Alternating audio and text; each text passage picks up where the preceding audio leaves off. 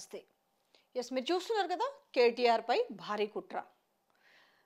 తెలంగాణలో ఉన్న కాంగ్రెస్ పార్టీ ప్రభుత్వం అధికారంలో ఉంది. ముఖ్యంగా తెలంగాణ ముఖ్యమంత్రి రేవంత్ రెడ్డికి ఎక్కడ వశపడతలేదు.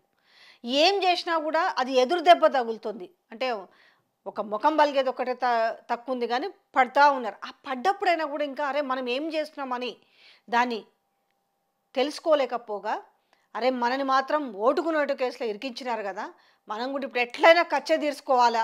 రెండోది ఏంటంటే ఇప్పుడు తెలంగాణ రాష్ట్రంలో ఉన్న అన్ని సమస్యల పైన గలమెత్తుతుండే ఇప్పుడు ఆ గలాన్ని మనం ఏం చేయాలో ముయ్యాలనే ప్రయత్నం. ఈ నేపథ్యంలో ఏం చేయాలా, ఎట్లో గట్ల చేయాలా, జైల్లో పెట్టాలి. ఆ జైల్లో పెట్టడానికి ఏం చేస్తారంటే మళ్ళీ లీకులు ఇచ్చుడు. ఎందుకంటే మన వైరు కదా వీళ్ళు దక్షిణ కొరియా సీఓ లేదో చూడడానికి పోయొచ్చిన ఆడ ఉండే లీకులు ఏంటంటే త్వరలోనే బాంబులు వేలుతాయి అనేసి. మరి ఏమైంది బాంబులు వెళ్ళలేదు అని మీడియా మిత్రులు అడిగితే మీరు ఏదో అనుకుంటారు కదా, ఉట్టుట్టి బాంబులు కాదు ఆటం బాంబులు వేలుతాయి అనేసి. అంటే వీళ్ళకి ఎంత సరదా ఉందంటే అంటే ఈడీ పోయేసి ఇంట్లో మిషన్స్ మనీ మిషన్స్ కూడా తీసుకుపోయి పైసలు లెక్క పెట్టి ఈడీ వాళ్ళు వస్తే 2 రోజుల పాటు దాదాపుగా గంటల తరబడి ఇంట్లో సెర్చ్ చేస్తారు. అది ఏమైందో బయటికి రాదు, దాని గురించి మాట్లాడరు. కానీ ఎవరో ఒకరు జైలుకు పోతారు అనేసి మాట్లాడుతుంది. ఇక మన తెలంగాణ ముఖ్యమంత్రి ఇప్పుడున్న ముఖ్యమంత్రి రేవంత్ రెడ్డి అయితే ఇక జైలు జైలు జైలు అని నామస్మరణ చేస్తారు. అవును రాబాయ్ నువ్వు ఊక జైలుకు పంపిస్తా అంటున్నావు కదా, పోతాము అన్నాడు. మళ్ళా ఆయన అన్న మాట కంటే మళ్ళీ ఆయనకు రామన్నకు జైలు కోవాలన్న కోరిక చాలా ఉంది. నిన్న ప్రెస్ మీట్లో చెప్తుండు. అంటే జైలు కోని వాళ్ళందరూ సీఎం అవుతారనే భ్రమలో ఉన్నారు అనేదంట. ఆ భ్రమ ఎవరికి ఉంది అనేది తెలంగాణ ప్రజలకు తెలిసి ఇవ్వాలా. అంటే ఒక ఓటుకు నోటుకు కేసులో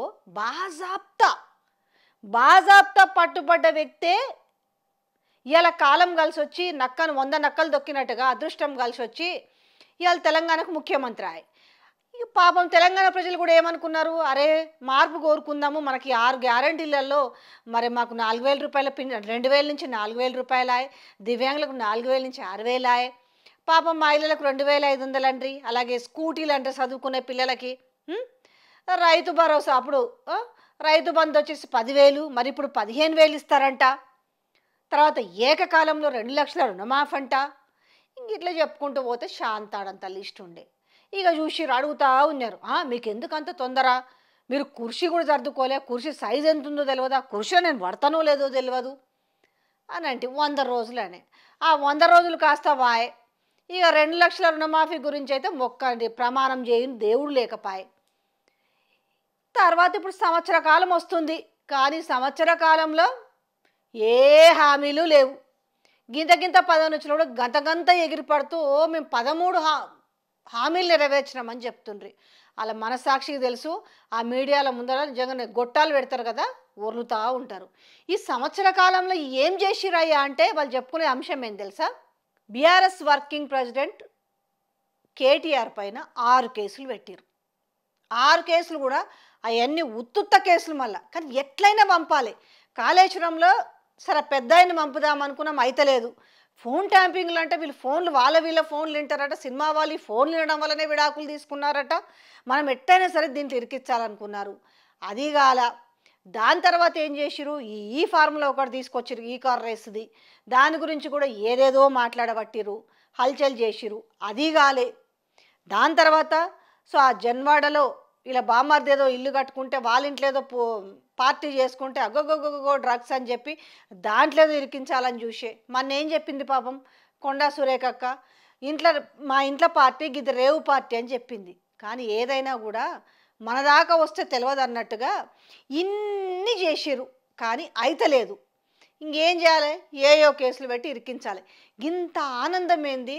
చార్మినార్లో ఒక కేసు విషయంలో సేమ్ కేసు ఒకటే ఫ్యాక్టర్, మరి అమిత్ షాకి అయితేనేమో బెయిల్ వస్తుందట, కేటీఆర్కి ఏమో బెయిల్ రాదట. మరి ఇది ఎక్కడ చూద్దాం అంటే మళ్ళీ ఇద్దరు ఒకటే కదా. ఇప్పుడు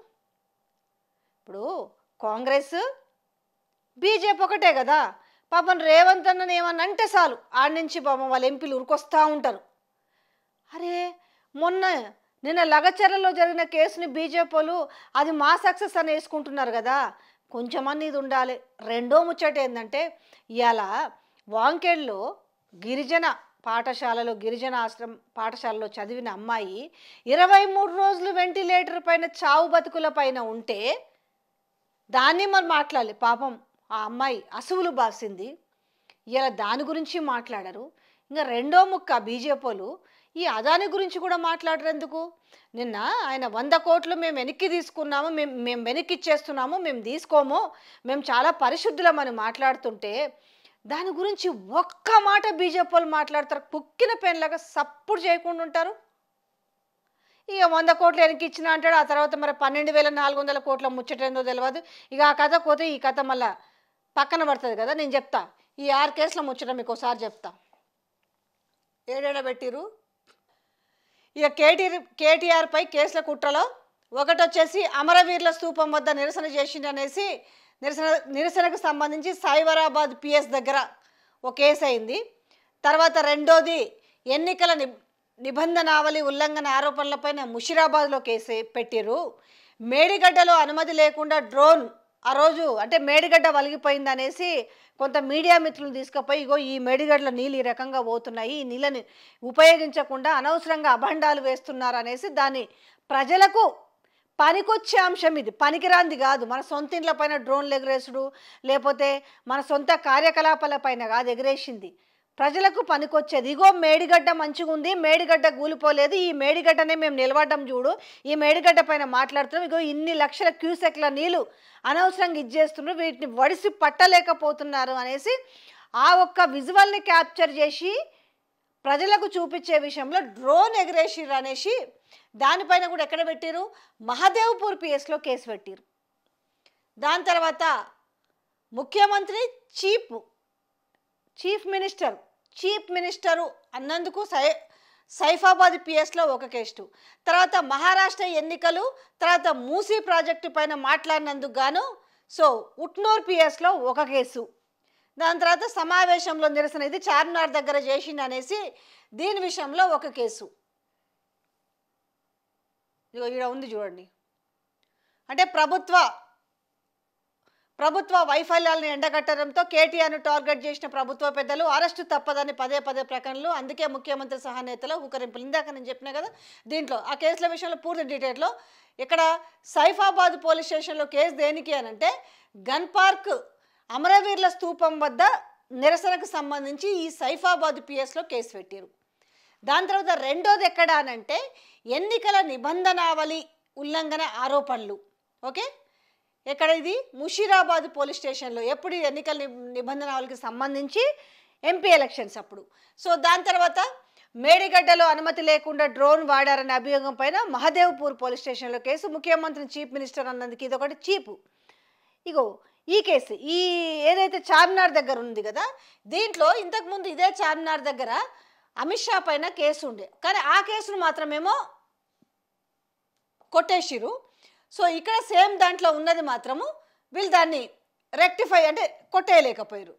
ఇక ఉంది కదా, ఇగో ఇక్కడ అమిత్ షా కో నీతి కేటీఆర్ కో న్యాయమా, చట్టం దృష్టిలో తమకు అందరూ సమానమేనని బయటికి చెప్తూ అది నిజమేనని నమ్మించేందుకు అప్పుడప్పుడు బీజేపీపై విమర్శలు చేస్తున్నారు తప్ప కేటీఆర్ బీఆర్ఎస్ విషయంలో కాంగ్రెస్ బీజేపీ ఒక్కటేనని గులాబీ శ్రేణులు చెప్తున్నాయి. కాంగ్రెస్ ప్రభుత్వంలో బీజేపీ చీకటి స్నేహం కొనసాగుతుందని చార్మినార్ వద్ద నిరసన వ్యక్తం చేసిన అంశానికి సంబంధించి కేంద్ర హోంమంత్రి అమిత్ షా మీద సాక్ష్యాధారాలు లేవని ఎఫ్ఐఆర్ని కూడా కొట్టేశారని, ఇదే కేసులో కేటీఆర్పై నమోదైన కేసును మాత్రం కొనసాగిస్తున్నారని, బీజేపీ కేటీఆర్ విషయంలో కాంగ్రెస్ కంటే ఇక్కడ ఈ పాయింట్లోనే అర్థమవుతుంది కదా, ఒకే కేసుకు సంబంధం విషయంలో అమిత్ షా పైన ఎఫ్ఐఆర్ని కూడా కొట్టేసిర్రు, కానీ ఇక్కడ కేటీఆర్ పైన కేసును ఎందుకు కొట్టేయలేదన్నది ఇక్కడ ప్రశ్న. ఓవరాల్గా అంటే కేటీఆర్పై ఈ 6 కేసులు అంటే ఇందాక చెప్పినాం కదా, ఇవన్నీ కూడా ఓవరాల్గా ఏం చేస్తున్నారు, ఏం చేసినా కూడా తగ్గేదే లేదనేది ఉంటున్నారు. ఎందుకంటే అదే చెప్పారు, అరెస్ట్ చేస్తారా చేసుకోండి, ఏం చేస్తారు మీరు అరెస్ట్ చేసి అనేది. మళ్ళీ ఇప్పుడు మేము అరెస్ట్ చేస్తాము ఏదో ఒక రోజు, మొన్న కూడా ఖచ్చితంగా పంపిస్తాము లోపలికి అన్నప్పుడు ఇంకేమంటారు చెప్పు. ఎస్ బరాబర్ పంపించురి, మేము అంతకు మించిన ఉత్సాహంతో తిరిగి వచ్చి ప్రశ్నిస్తాము, ఆగేది లేదు, సమస్య లేదు, మీ ఉడత బెదిరింపులకు భయపడేది లేదని సవాలు విసురుతున్నారు. అంతెందుకు మా మీద దేనికి పోయినా మేము కొండారెడ్డిపల్లికి, దాని మీద రకరకాల ప్రయత్నాలు చేసిర్రు, మా మీద దుమ్మెత్తిపోవడానికి. ఆల్రెడీ దుమ్మెత్తిపోసిన మళ్ళీ మేము దూడ్చుకుంటూనే ఉన్నాం. ఎందుకంటే మీ పనికి మాల దుమ్ము విసురుతున్నప్పటికి కూడా ఆడపిల్లలమైన మేము కూడా తట్టుకొని నిలబడ్డాం. ఎందుకంటే మీరు మా ఫోటోల్ని మార్ఫింగ్ చేసి ట్రోల్స్ చేసి మా కింద దరిద్రమైన కామెంట్లు పెట్టించినప్పుడు కూడా మీరు మమ్మల్ని ఆపగలిగిరా? కొండారెడ్డిపల్లిలో నా మీద ఎస్సీ ఎస్టీ అట్రాసిటీ కేసు పెట్టించారు. ఎంత అబద్ధపు కేసు అంటే అది. అంటే మీరు ఎట్లుంటారంటే మీ ఊర్లో ఉన్న వాళ్ళందరినీ ఉసిగొలుపుతారు. ఎందుకంటే మేము రైతు రుణమాఫీ వచ్చిందా అని అడగరు. ఇకమైనా మా ఊరికి ఎట్లా వస్తారు మీరు, మేము ఊకుంటామా మా ఊరికి వస్తే, మా ఊరు సత్తా చూపిస్తామనేసి ఇంకా మీ తమ్ముళ్ళు చేసిర్రా, మీరు చేసిర్రా, ఊరినైతే ఉసిగొలిపినారు. ఉసిగొలిపి ఏం చేసిర్రు? తీరా నేను కుల దూషణ చేసినానని నా పైన కేసు పెట్టించిరనంటే, అంటే మీరు ఎట్లుంటారనంటే తప్పులు మీరే చేస్తారు, మా పైన దోస్తారు. ఇట్లుంది మీ తప్పుడు కేసుల వ్యవహారంలో ఎట్లుందనేది ఇవాళ తెలంగాణ ప్రజలు ప్రతిదీ కూడా గమనిస్తున్నారు. తెలంగాణ ప్రజలకు అర్థమైంది. గొంతెత్తి మాట్లాడితే, ప్రశ్నిస్తే మీరు ఖచ్చితంగా కేసులు పెడతారు, ఖచ్చితంగా అరెస్టులు చేపిస్తారు, ఖచ్చితంగా జైల్లో పెడతారనేసి. ఇవాళ ప్రశ్నించేటోళ్ళు తప్పైపోయినారా? మరి మీరు మాత్రము కొంతమంది మీకు అనుకూలంగా ఉండాలని జర్నలిస్టులను పిలిపించుకొని మాట్లాడితే తప్పు లేదు. మేము మాత్రం లగచర్ల లడాయి విషయంలో మీరంతా కూడా ఏం చేశారు? భూముల పంచాయతీ వైపు చూపిస్తుంటే మీ ప్రభుత్వంలో పోలీసులు చేసిన దాష్టికాన్ని వెలుగు తీసుకొచ్చింది మేము. దీని గురించి ఎవరు మాట్లాడలేదే. మరి అప్పటి వరకు వాళ్ళని పెయిడ్ అన్నారు, డబ్బులు ఇచ్చి చేయించడం, కానీ వాళ్ళు చాచి మొహాన్ని ఇంత ఉమ్మేస్తే కానీ అర్థం కాలేదు. రైతు రుణమాఫీ విషయంలో కూడా ఏం చేసినాం? మీకు వచ్చిందా రాలేదా అని అడిగినాము తప్ప, బరాబర్ మేము కూడా అడుగుతాం కదా, ఎందుకు అడగము? అడిగితే మా మీద ముద్ర వేస్తారు. వీళ్ళపైనేమో ఎందుకంటే ప్రతిపక్షం వాళ్ళు కాబట్టి ఇంకేం చేయలేక మీరు కేసులు పెడుతున్నారు. మా పైననేమో కేసులు పెట్టడమే కాదు, మళ్ళా మాకు ముద్ర వేస్తారు. ఎందుకు మాట్లాడం? మేము బాజాప్తా మాట్లాడతాం. ప్రతిపక్షం ఎవరుంటే వాళ్ళ పక్కన మాట్లాడు. ప్రతిపక్షం ఎవరి వైపు ఉంటుంది? ప్రజల పక్షాన్నే కదా. అది మీరు చెప్పిన మాటే కదా. ప్రతిపక్షం ఎప్పుడైనా ప్రజల పక్షాన్నే ఉండాలి, ఉండేటట్టుగా చూడాలి. అంతేకాకుండా మీడియా కూడా ప్రతిపక్ష వార్తల్ని ప్రసారం చేయాలనేసి మీరు ఆ రోజు రిక్వెస్ట్ చేసింది, డిమాండ్ చేసింది, బతిమలాడుకుంది, బామాలుకుంది. మరి మర్చిపోయిరా? మీరు అన్నట్టు పీసీసీ ప్రెసిడెంట్గా ఉన్నారు కదా. అంటే అప్పుడు ఒక మనిషి, మీరు ఇప్పుడు ఒక మనిషి పీసీసీ ప్రెసిడెంట్గా ఉండి తర్వాత చచ్చిపోయి మళ్ళీ కొత్త వ్యక్తిగా మీరు ఏమైనా అవతారం ఎత్తిరా? మీరు ఇలా ఎక్స్లో కావచ్చు, యూట్యూబ్లో కావచ్చు మా వీడియోలు పెడితే మీ ఒక దిక్కుమాలిన సైన్యం వచ్చేసి ఎన్ని ఎదవ కామెంట్లు పెడుతున్నారు. ఏం పెట్టినా మీరు అన్నారు కదా 100 ఛానల్లో 500 ఛానల్లో మీరు ఇలా డిజిటల్ మీడియాని పిలుచుకొని మాకు సపోర్ట్ చేయర్రి, మా గురించి మంచిగా రాయరని చెప్పుకునే దౌర్భాగ్య స్థితికి వచ్చిర్రు. ఇవాళ మీరు అనుకున్నవి ప్రజలకు ఇచ్చుంటే, మీరు చెప్పిన హామీలు నెరవేర్చుకుంటూ ప్రజలు ఇబ్బందులు పడకుండా చూసుకుంటే ఇలా మీరు మీడియాని ప్రాధాయపడాల్సిన అవసరం ఏముంది? మాలాంటి వాళ్ళని తిట్టాల్సిన అవసరం ఏముంది? మీ గురించి రోజు చెప్పాలంటే ఎన్ని గంటలైనా సరిపోదు. లగచర్లలో ఇప్పుడు మీరు అదేదో డాష్ లాగా మీరు ఇలా కబుర్లు చెప్తున్నారు. ఫార్మాసిటీ కాదు, ఫార్మాసిటీ కాదు, బాగానే చెప్పారు, బాగా చెప్తా. ఏం పెడుతున్నారు ఆడ? సిమెంట్, ఒక సిమెంట్ ప్లాంట్ పెడుతున్నారు. రామన్నపేటలో ఏదైతే పెడుతున్నారో సో అది 6 మిలియన్ టన్స్ అయితే ఇక్కడ 9 మిలియన్ టన్స్ మీ కొడంగల్ దాంట్లో నా కాన్స్టిట్యున్సీ నేను ఆగం చేసుకుంటానా అని చెప్తివి. మరి ఇప్పుడు మాట్లాడొద్దా? అదే మీ కాన్స్టిట్యున్సీలో నిన్న మీరు ఏదైతే 12 కంపెనీలు అదాని గురించి చెప్పబోతూ మీరే బయట పెట్టుకురు కదా. అందులో ఉన్నవేంటివి 4 నుంచి 5 ఏవైతే మీరు బీఆర్ఎస్కి ఈరోజు బదనాం చేయాలని మీరు బయట పెట్టినవి అన్నీ కూడా ఏంటివి? అవి నేషనల్ ప్రాజెక్ట్స్ కదా. మైక్రో డేటా సెంటర్ని కాస్త మీరు అదానీ డేటా సెంటర్ అని చెప్పుకునే స్థితికి ఎందుకు వచ్చారు? అయితే మీకు అవగాహన లేకుండాలే, లేదు అవగాహన ఉన్నప్పటికీ దీని మీద బురద జల్లాలి అనేసే కదా. కనీసం సరే మీకంటే తెలవలేదు, మీ వాళ్ళు తీసుకొచ్చి అది సోషల్ మీడియాలలో పబ్లిసిటీ దాన్ని చేస్తున్నారు కదా, కనీసం వాళ్ళనన్నా చెక్ చేసుకోమనండి, రీచెక్ చేసుకోమనండి. ఎంత నీచ నికృష్టమైన పరిస్థితిలో కొన్నారంటే ఇవాళనేమో శైలజ మృతదేహం ఆ అమ్మాయి పాపం ఉమ్, ఈ ఈ గవర్నమెంట్లో బలైపోయి ఆమెనేమో మృతదేహం ఇంటికి చేరితే మీరేం పెళ్ళికి పోతారు. ఒక్కరంటే ఒకరు పోయి పరామర్శించవచ్చు కదా, మేము అంత గొప్పలము ఇంత గొప్పలము అని చెప్పుకుంటారు.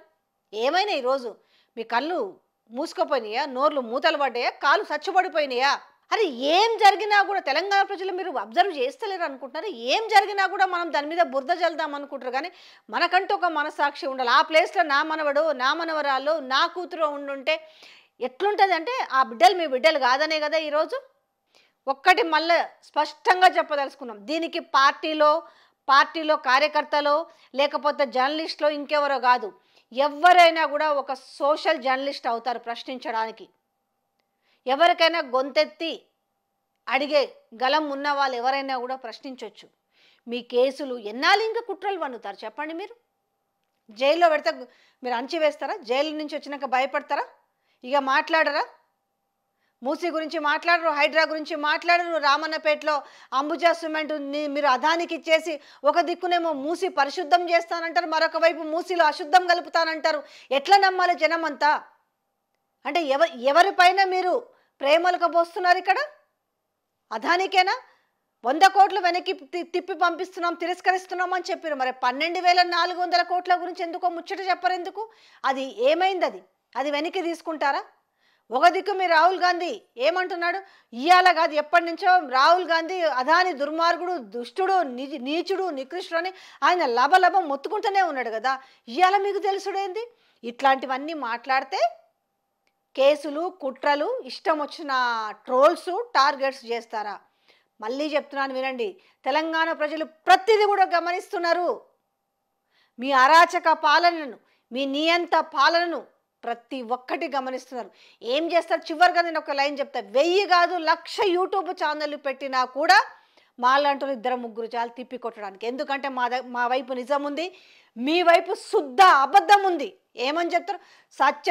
మీకు వత్తాసు కట్టే డబ్బా ఛానల్ ఈరోజు సస్తున్నారు. రైతుల దగ్గరికి పోయి ఒక మంచి బయట తెచ్చుకోవాలంటే వాళ్ళు చెప్పలేక ఎంత ప్రిపేర్ చేసినా కూడా బాగానే ఉందిలే, అంత షెడ్డకేం లేదు, మంచిగానే ఉంది, బోనస్ పడ్డది, రైతు బంధు పడ్డది, అకౌంట్లో రైతు భరోసా పడ్డది, నాకు రుణమాఫీ అయింది. ఒక్కరిని చెప్పడం కాదు, ఓపెన్గా పోండి. కానీ మా దగ్గర ఆ సత్తా ఉంది. ఎందుకు సత్తా ఉందో చెప్పనా? ప్రజలు ఏం మాట్లాడుతున్నారో గది కదా మేము వినిపిస్తున్నాము. ప్రజలు ఏం మాట్లాడుతున్నారో అదే వినిపిస్తున్నాము. అది మీరు తట్టుకోలేకపోతున్నారు. కానీ ఇంకా ముందు చాలా ఉన్నాయి. మీరు 1,00,000 యూట్యూబ్ ఛానళ్ళు పెట్టినా ఏం చేయలేరు. ఎందుకో తెలుసా? మీరు నిజంగా మీరు ఇచ్చిన హామీలను నెరవేర్చుండి. ఇలా మూసి పోయి వాళ్ళ దగ్గర మాట్లాడురి, వాళ్ళకి ఏం కావాలో చేయరి. లగచర్ల విషయంలో వాళ్ళ దగ్గరకు పోండి, రామన్నపేట పోండి, గ్రూప్ 1 విద్యార్థులు ఏంది, జీవో 29 ఏంది, మహిళలకు ఇస్తున్న 2,500 పరిస్థితి ఏంది? ఇస్తారా? ఇచ్చి రాపోని ఎవరికన్నా?